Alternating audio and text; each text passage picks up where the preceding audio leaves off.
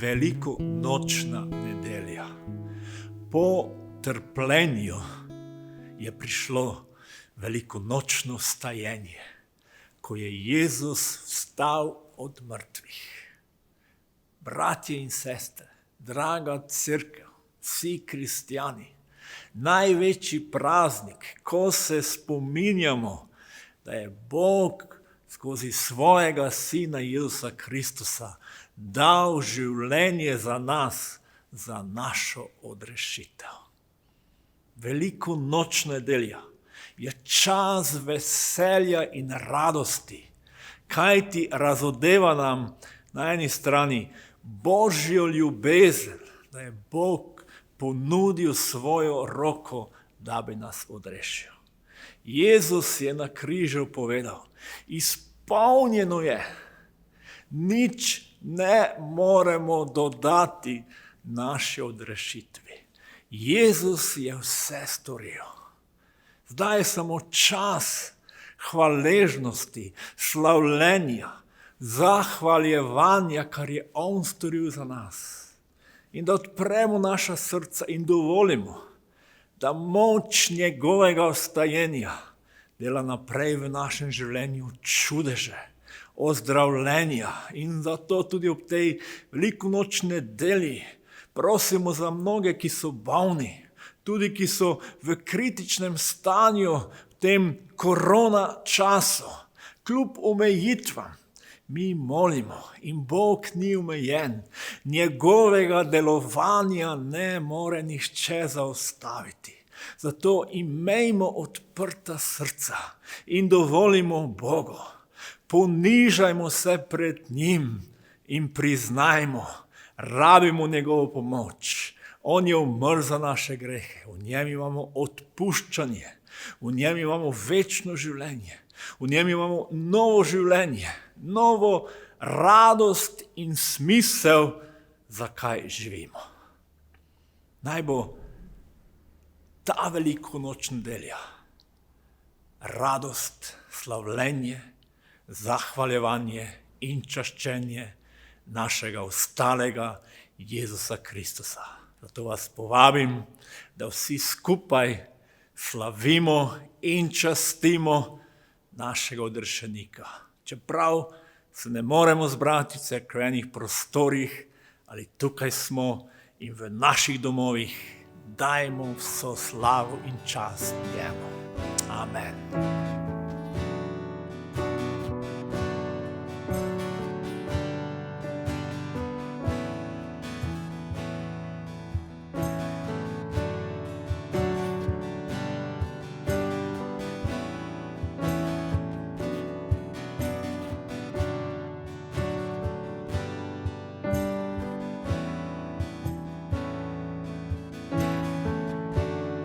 Bóg Ty poznał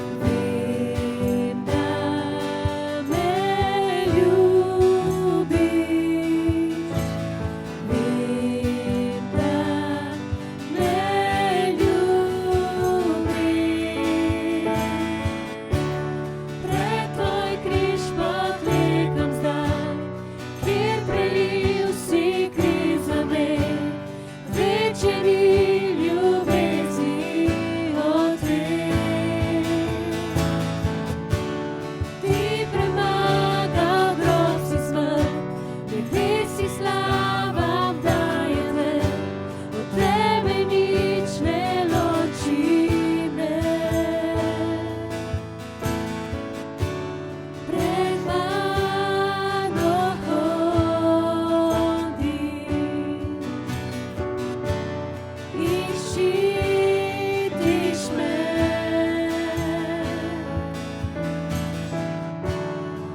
Oporo si mi, vem, da me ljubiš, vem, da me ljubiš. Pred tvoj križ poklekam zdaj, kjer prelil si kri za me, večeri ljubezni od te. Ti premagal grob si smrt, nebesi slava obdajate, od tebe nič ne loči me. Pred tvoj križ poklekam zdaj, kjer prelil si kri za me, večeri ljubezni od te. Ti premagal grob si smrt, nebesi slava obdajate, od tebe nič ne loči me. Podobna, odprta je, zdaj dopolnjeno je vse.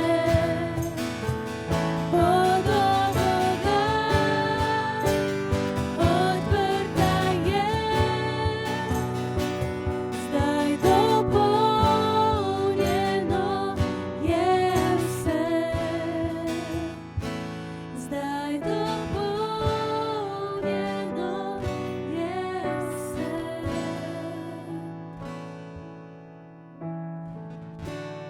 In ko minilo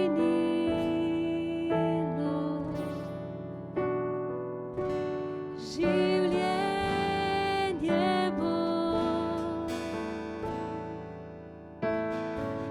boš ti stal pred mano. Vem, da me ljubiš, vem, da me ljubiš. Pred tvoj križ poklekam zdaj, kjer prelil si kri za me, večeri ljubezni od te. Ti premagal grob si smrt, nebesi slava obdajate, od tebe nič ne loči me.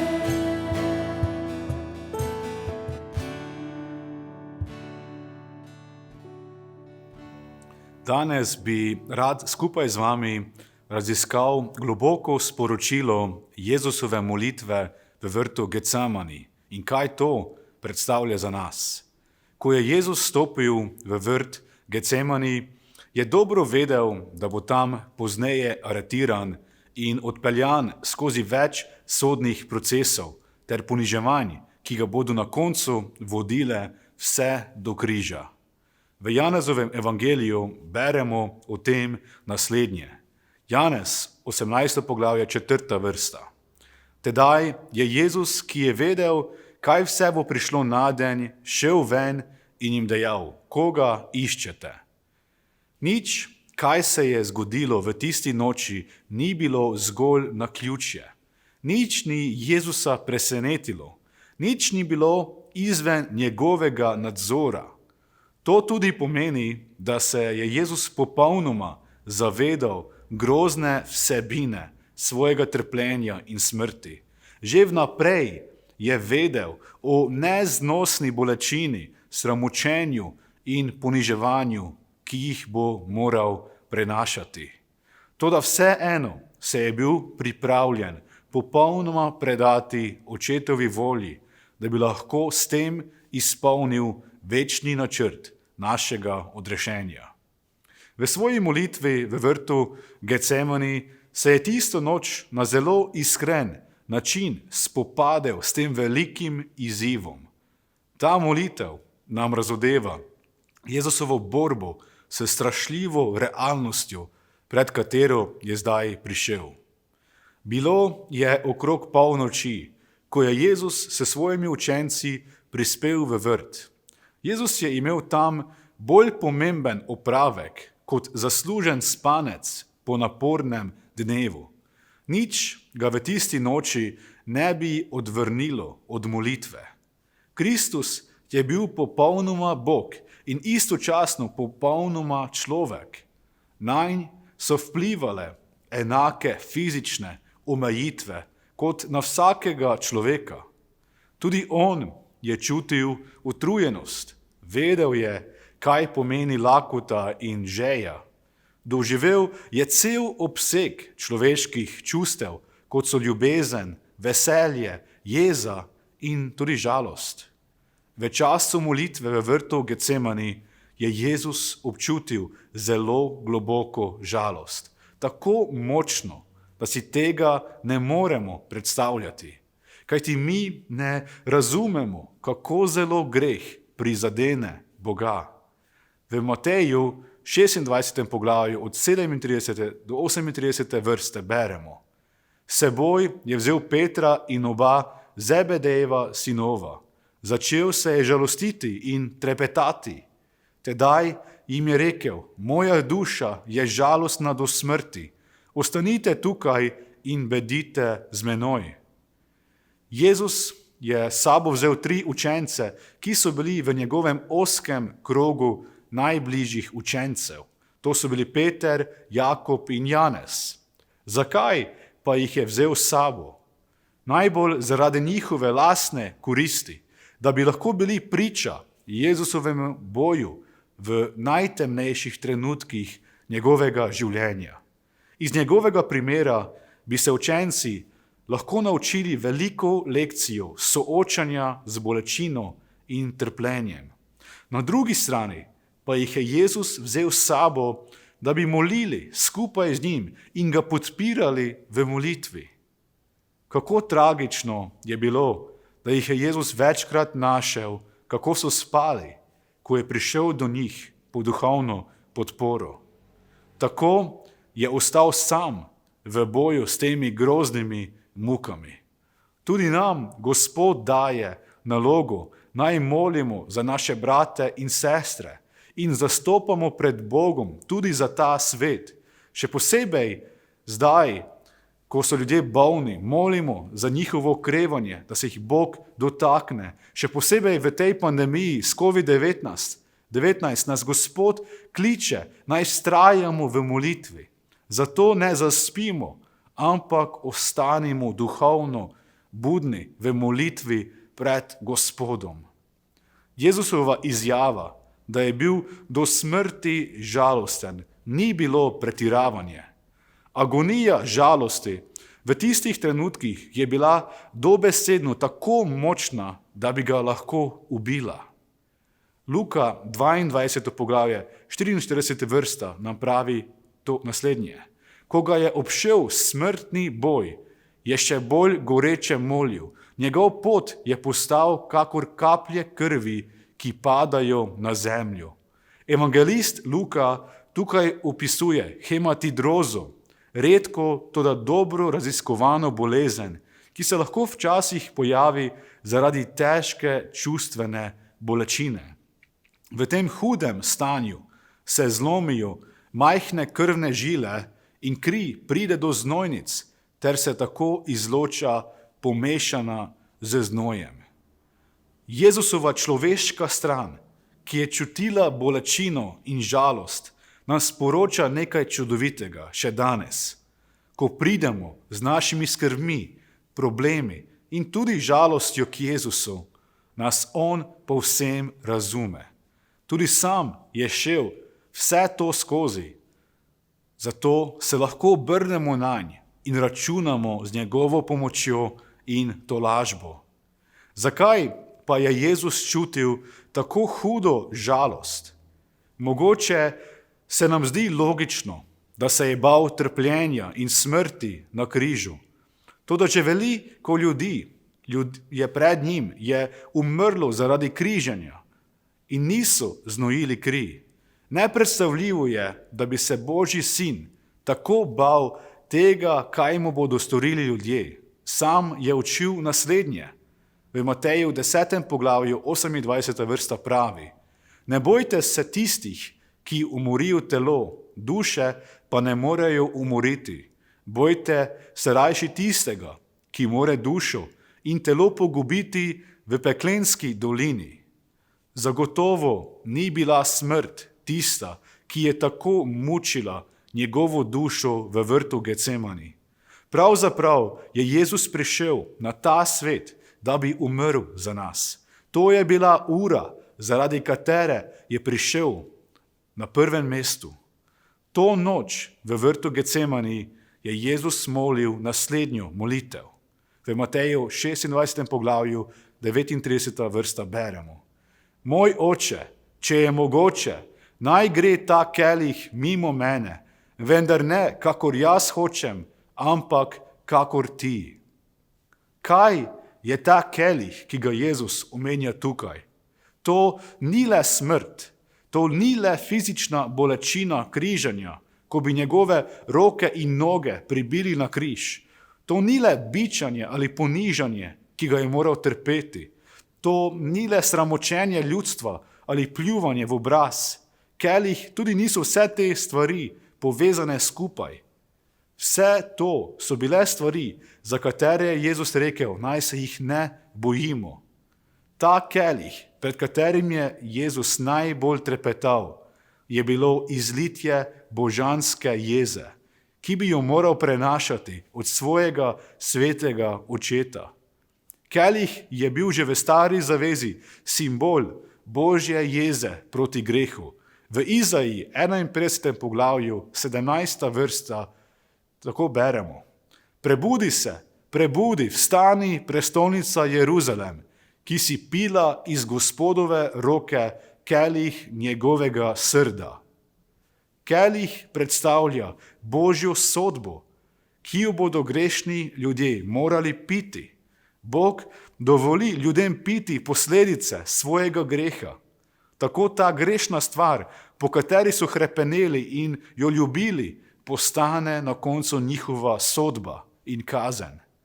Torej, ko je Jezus molil, če bi ta kelih lahko šel mimo njega, je govoril o sodbi Božjega srda. Niti za trenutek ne mislimo, da se je Kristus bal zemeljske bolečine križanja. On ne bi nikoli trepetal pred tem, kaj mu lahko stori človek.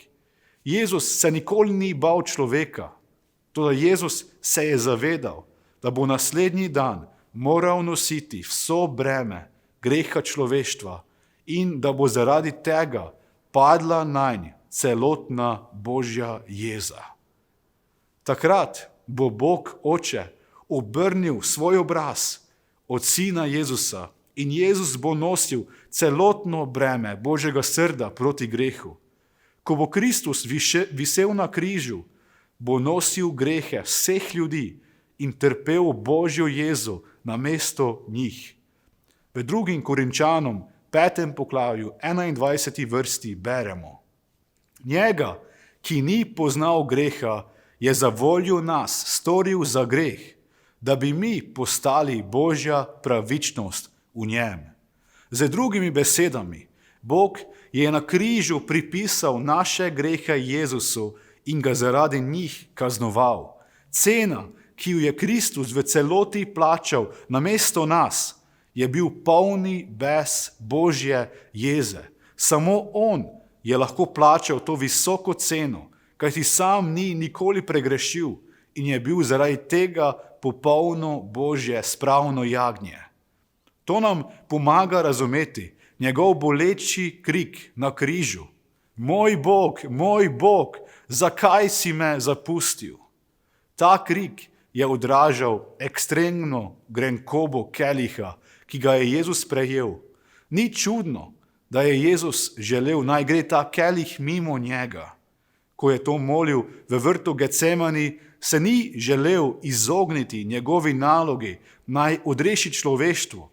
Ta molitev pa je bila iskreno izražanje Jezusovega strahu pred Božjo jezo. Seveda je Jezus želel izpolniti svoje poslanstvo in glavni namen, zaradi katerega je prišel na ta svet. To vidimo jasno v nadaljevanju Jezusove molitve v Getsemani, ko je molil, vendar ne, kakor jaz hočem, ampak kakor ti, Oče. Tudi, ko je malo pozneje drugič molil, je zopet ponovil enako misel. V Mateju 26. poglavju v 42. vrsti beremo: Moj Oče, če je ta kelih, ne morem mimo, ne da ga pijem, naj se zgodi tvoja volja. Jezus je prišel na ta svet, da bi uresničeval očetovo voljo. V Janezovem evangeliju večkrat beremo Jezusove besede, da je prišel izpolniti voljo očeta. Vse, kar je delal, je počel zaradi očeta in po Božjem vodstvu. Dragi bratje in sestre, dragi prijatelji, naj bo to tudi molitev naših src. Ko za kaj molimo, ko kaj prosimo Boga, povejmo tudi sami, na koncu, naj se ne zgodi moja volja, Bog, ampak tvoja volja. Jezus nam je dal čudoviti zgled, kaj pomeni živeti po Božji volji. Tako se je tudi v tej molitvi podredil volji očeta in svojemu očetu izročil svoja čustva izjemnega strahu in žalosti. Kot smo povedali že prej, je Jezus doživel in občutil vsa čustva, kot jih čutimo ljudje. On je bil popolnoma človek in istočasno popolnoma Bog. V Hebrejcem 2. poglavju 17. vrsti beremo o tem naslednje. Zato se je moral v vsem enakega storiti bratom, da postane usmiljen in zvest veliki duhovnik pred Bogom, da poravna ljudstva grehe. Jezus je bil povsem enak s svojim bratom in ostalim ljudem. Nase je prevzel tudi vse naše slabosti, razen našega greha. Jezus ni nikoli sam pregrešil, ampak v tem trenutku v vrtu Getsemani se je še toliko bolj zavedal, kaj mu bo povzročil naš greh in kako močno ga bo prizadel. V tem trenutku je čutil breme tega dejanja bolj kot kadarkoli prej. Sveti Božji sin, ki ni nikoli poznal niti najmanjšega greha, bo moral zdaj na križ ponesti ves greh namesto nas. Zavedal se je, da ga bo krivda greha celega sveta, da bo ta padla nanj. To ga je tako močno žalostilo, da je dobesedno znojil kri. Po končani molitvi je do Jezusa prišla množica z učencem Judo, ki je svojega učitelja izdal s poljubom. Božjega sina so prijeli in odvedli na sojenje pred velikega duhovnika. Tam so ga lažno obsodili, čeprav na njem niso mogli najti krivde. Tudi rimski upravitelj Pilat ni našel nobene krivde na Jezusu. Toda množica je še bolj kričala: križaj ga, križaj ga. Jezus pa je ves ta čas ostal tiho. Vse to je mirno prenašal in se jim ni zoperstavljal. Ker je prej v vrtu Getsemani v molitvi svojemu očetu izlil svoje žalostno in zaskrbljeno srce in se povsem podredil volji očeta, je lahko zdaj mirno šel naprej proti svoji smrti. Zaradi velikega pritiska množice, ki je zahtevala Jezusovo smrt, ga je Pilat obsodil na bičanje in križanje. Jezusu so pribili roke in noge na križ in ga dvignili proti nebu. Ko je tako visel pribit na križ in je nanj padla grozovita kazen Božjega besa za naš greh, se je stemnilo nebo in nebeški Oče je moral pogledati vstran od svojega ljubljenega sina. Naš sveti Bog ne more prenašati in trpeti greha, zato je Oče moral pogledati vstran. Jezus je v tistem trenutku ostal na križu čisto sam, obtežen z nepredstavljivo težo našega greha. Tedaj je izjavil slavne besede: izpolnjeno je. Te besede nam prinašajo izjemno upanje. Jezus je na križu dokončal delo, zaradi katerega je bil poslan na ta svet. Namesto nas je odplačal visoko ceno za naš greh. Odkupil nas je nazaj za odnos s Bogom in zdaj lahko po veri vanj ponovno pripadamo njemu. To je čudovito sporočilo in jasen dokaz Božje globoke ljubezni do človeka. Ampak tu se ta zgodba še ne konča. Zgodba Jezusove smrti ni tragedija, temveč zgodba izjemnega veselja. Ko so Jezusovo telo sneli s križa, so ga pokopali v grobu, ki je bil izdolben v skalo. Veliki duhovniki in farizeji so zavarovali grob s kamnom in ga zapečatili.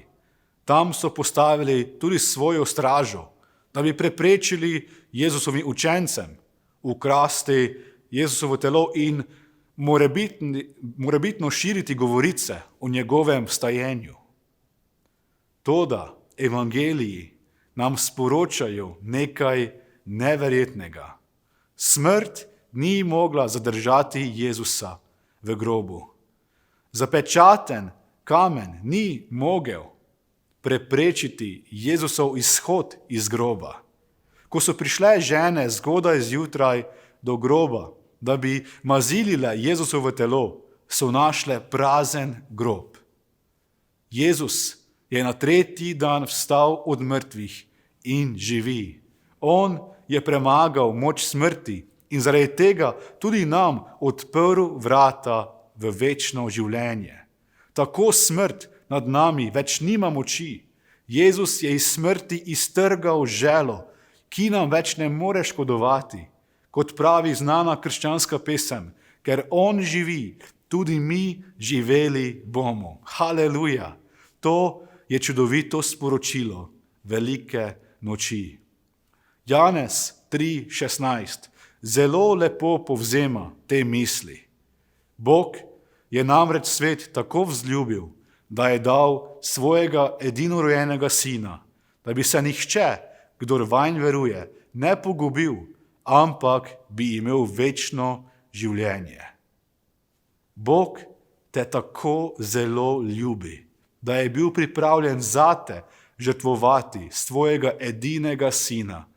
Jezus je prišel na ta svet zato, da bi odrešil mene in tebe. On je prišel do nas zato, da bi nas očistil greha.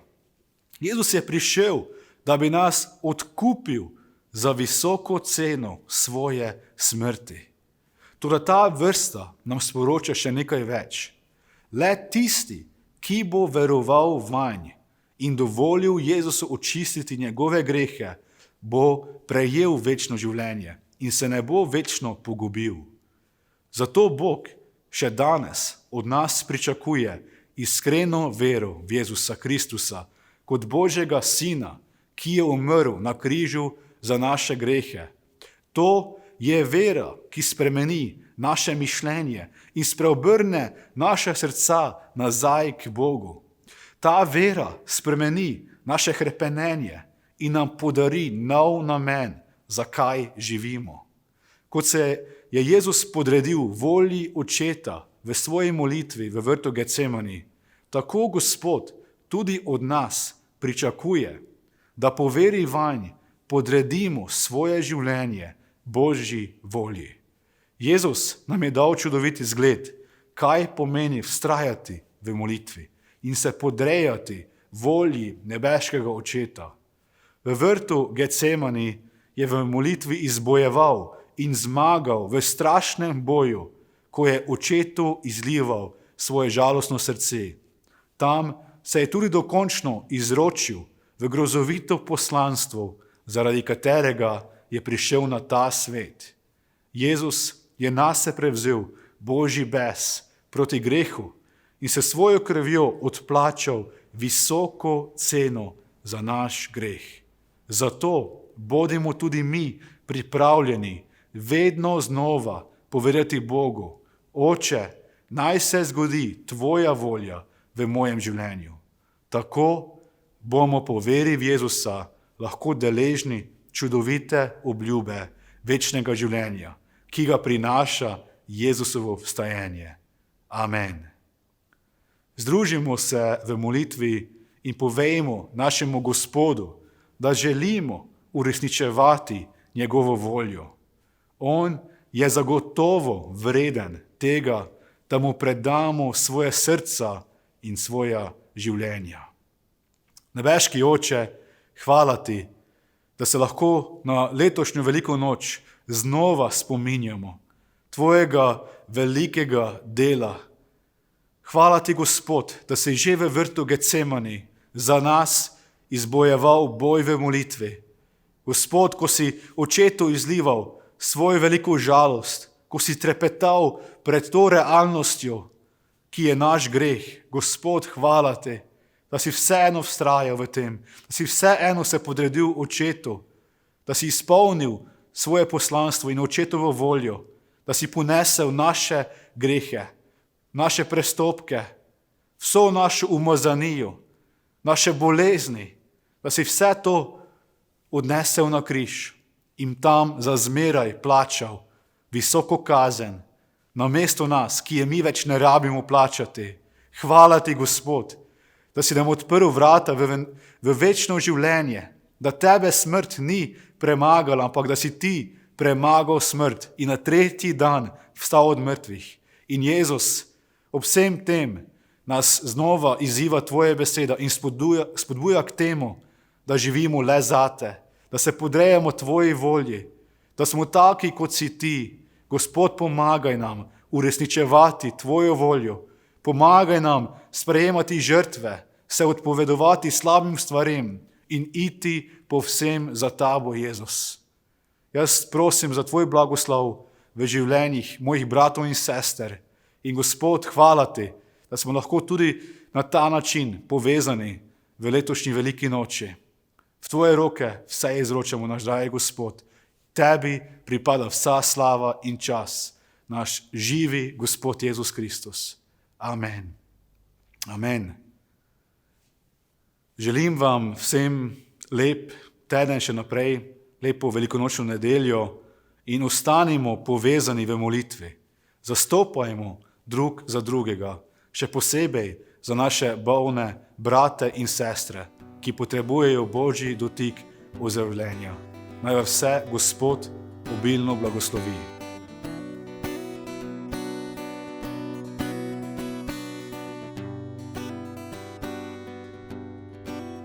Ali res je to, da z molitvijo trdnjave rušimo, prestole ganemo? Res je to in to verujem, le zate živim.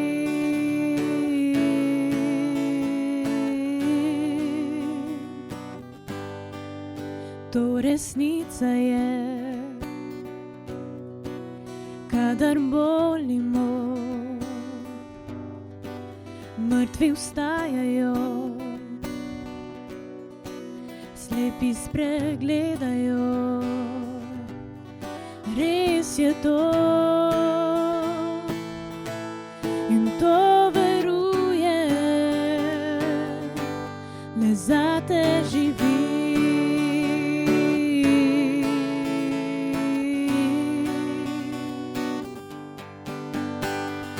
Jaz želim spremembe v deželi, želim resnico povedati vsem ljudem. Čvrsto bom stal, zatekel se v tvoj objem, v tvoj objem bom spet, to resnica je. Ko ustanemo z Božjim ognjem vsi in z resnico vso, bomo videli prave čudeže in vsi zlomljeni bodo dvignjeni. Res je to in to verujem, le zate živim.